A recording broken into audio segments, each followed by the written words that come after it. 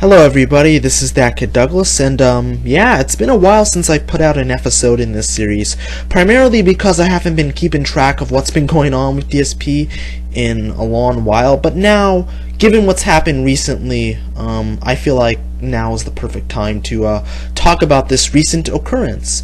I'm just gonna come right out with it. DSP was let go from Machinima as of a few weeks ago.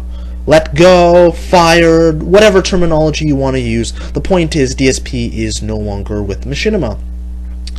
Now, some people speculate that this was a calculated effort on Machinima's part to get rid of DSP, and that they've been looking to get rid of him for a long time. A statement which I do agree with, because I made a video back in 2014 on his girlfriend Leanna, aka Panda Lee, and in that video I said that Machinima was probably going to let Phil go. I just had a funny feeling about it, and it wasn't a matter of if, it was really a matter of when.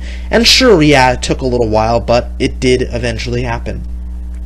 Other people are speculating it was because he revealed his CPM, aka he revealed how much money he made in one of his videos, which is MCN. That is a big no-no, and pretty much every major MCN frowns upon that, and he did it. But there's another factor that I want to talk about that I feel like nobody is talking about, and that's the fact that Machinima has a new corporate owner. You see, back in November of last year, they were bought by Warner Brothers Entertainment, yes, that Warner Brothers, for just under $100 million. If you haven't been following Machinima lately, I can't blame you. Machinima as a company has not been doing very hot in the last few years. It's lost tons of money. They've laid off thousands of people. Okay, not thousands of people, but they've laid off a ton. You know, they've had to raise capital to stay afloat. The days of Red and Blue and RB versus the Chief are long gone, and it's just been an utter disaster. I mean, who really cares about Machinima at this point? So, from WB's standpoint as a new corporate owner, they're starting to go in and change the way how Machinima operates and see, you know, what can be done better. And they're employing a tactic that's very similar to what Disney is doing with Maker Studios right now, and that's the fact that they're eliminating any content creators that are not making them any money.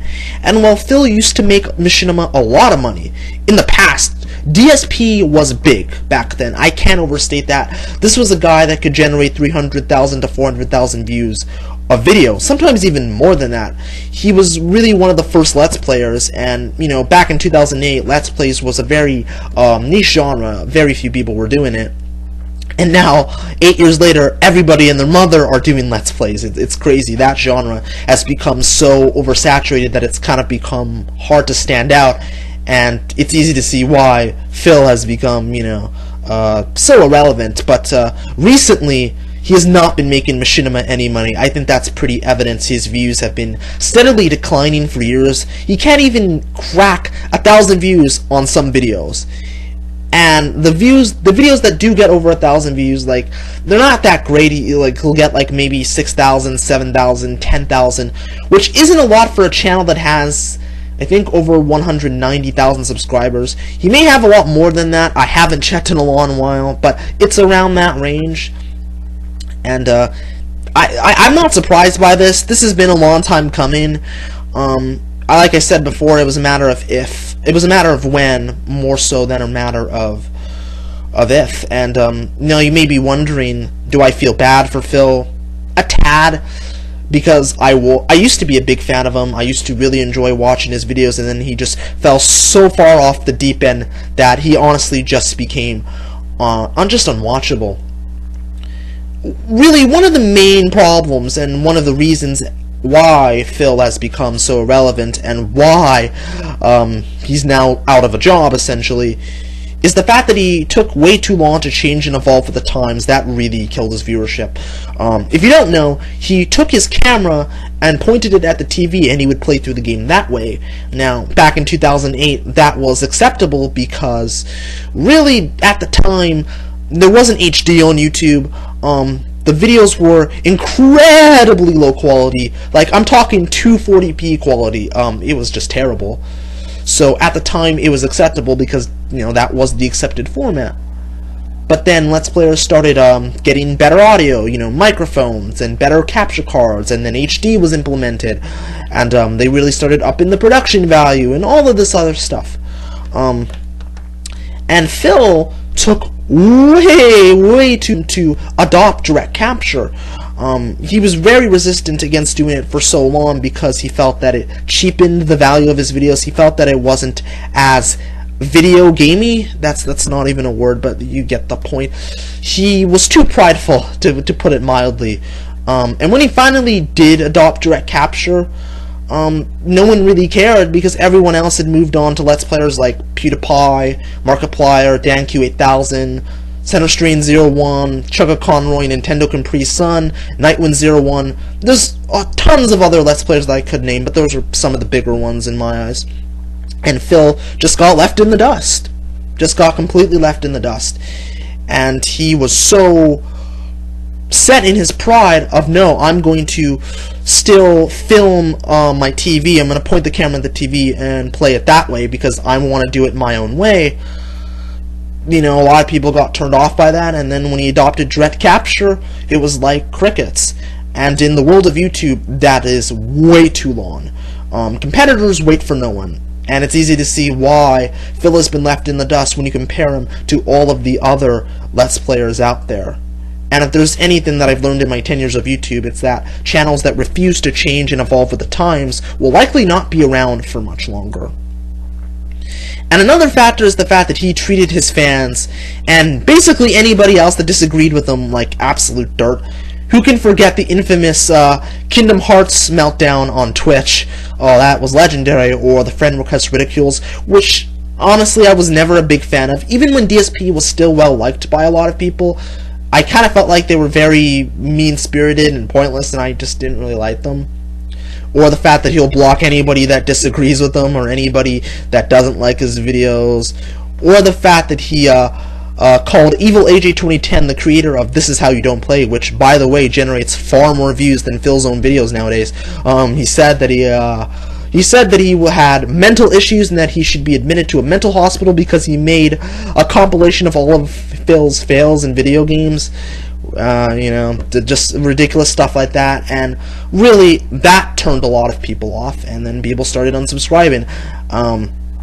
And I think that's what really led to Phil gaining a pretty notorious toxic reputation. And then another factor, and this is the last one I'm going to mention in this video, is the fact that he just completely oversaturated his audience. I mean, this is a guy that would pump out like 10 to 12 videos a day. Sometimes less, sometimes more, but that's generally in the vicinity, 10 to 12 videos. And again, back in the day, that was acceptable because the audience were teenagers and they had a lot of free time, but now they're adults. They have jobs, they have spouses, they have families, you know, they have other real-life responsibilities, so they don't have as much time to watch YouTube videos. And he refused to edit any of his videos, like, at all. Just completely refused to edit them, even though high-quality edited videos they've become the norm. A lot of YouTube videos are edited. These videos are edited. So, but he refused to do that because he felt like, oh, they weren't as real. You know, he felt like the other people who took highlights of their best moments were fake. And it was really kind of that, oh, I'm better than everybody else because I do things a certain way, that kind of snobbish mentality. And nobody wants to watch a guy that is so hilariously inept and can't even understand the most basic and simplest instructions in a video game that he's dying constantly. It just pads out the playthroughs and makes them longer than they really need to be. And after a while, people start watching. I actually unsubscribed from DSP for this very reason, simply because he just pumped out so much content a day that I couldn't keep up with it, and eventually I just lost interest, and I unsubscribed. The other things were a factor too, but that was pretty much the main one. Regarding his split with the Machinima, he pulls some really underhanded shit. Like, he in the previous video, he says, oh, I love Machinima, they're great, they've always gone to bat for me, they've always stood by me, they're great, and all this other stuff. And then when he gets let go, he says, oh, who's Machinima? They lack direction. Who cares about them? They're irrelevant, you know, blah, blah, blah, blah, blah, blah. And to be honest, he has a point. He's not exactly wrong, and I can't even believe I'm saying that. Machinima is pretty much irrelevant. They don't have a direction. They're just kind of throwing shit at the wall to see what sticks, you know? So, yeah, Machinima is definitely not the powerhouse it once was. But it's definitely not a smart thing to smack-talk your business partner, especially after you just got laid off, especially after you've had so many great years with that said partner, because you're essentially just burning bridges, you know? And it's not surprising considering DSP has a reputation for betraying, backstabbing, and shit-talking his former business partners, as he's done it on more than one occasion. So it isn't surprising, but it just makes him come off as petty and hypocritical. Because if the network was really great and you held them in such high regard, why would you then talk smack about them and call them out for being irrelevant and saying they're lacking direction? I don't know. I guess he was willing to kiss Machinima's ass when they were paying him, but now that he's no longer with the company, he's just going all ears and saying whatever he wants because, of course, he's DSP and he doesn't have any sort of a filter. What does the future hold for DSP? I can't really see a bright future. To be honest, I give it maybe 3 to 5 years until DSP is just gone from YouTube completely. I mean it.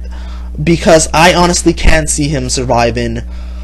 Like, I certainly think that the Patreon donations are not enough to really sustain himself. I could be wrong, but given DSP's dwindling fan base and given his utterly toxic reputation in the gaming community, I can't see a lot of people willing to support him. I just can't. So either he's gonna go back to doing YouTube as a hobby and get a real job, or he's just going to leave the site entirely. Either way, DSP is going to be completely gone in 3 to 5 years, and I truly mean that because, really, at this point, nobody wants to work with him. He's one of the most hated personalities in the gaming community. He is so... words cannot truly emphasize how much contempt I have for DSP. He is just an utterly repulsive human being, and, you know, he deserves it. He made his bed, and now he has to lie in it. And I don't feel sorry for him. I really, really don't. Now you may be wondering, will another MCN pick him up? Maker, Full Screen, Awesomeness TV, you know, whoever, blah, blah, blah, blah? No. No, I just can't see it. I can't see another MCN wanting to pick up DSP. It's collateral damage. It's poisonous. DSP's reputation, his name, has become so toxic within the gaming community. His brand has been utterly tarnished that I can't see any MCN wanting to work with him. And especially considering he has a reputation for shit-talking foreign business partners, considering his views have been steadily declining, what value would there be to signing DSP? Really, what value would there be? But really, it's been a long time coming, and I can't blame Machinima for doing what they did.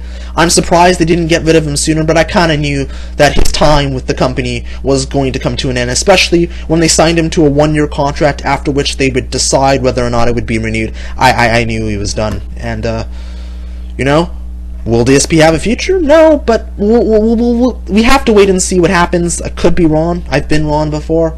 But to be honest, I think this is the end of DSP. And, yeah, it's been a long time coming, and I'm glad. I'm really, really glad. So, yeah, well, that's all I gotta say. This is ThatKidDouglas, aka The Unhero, signing out. Deuces, stay frosty and keep it weird. And until next time, remember to stay frosty and keep it weird.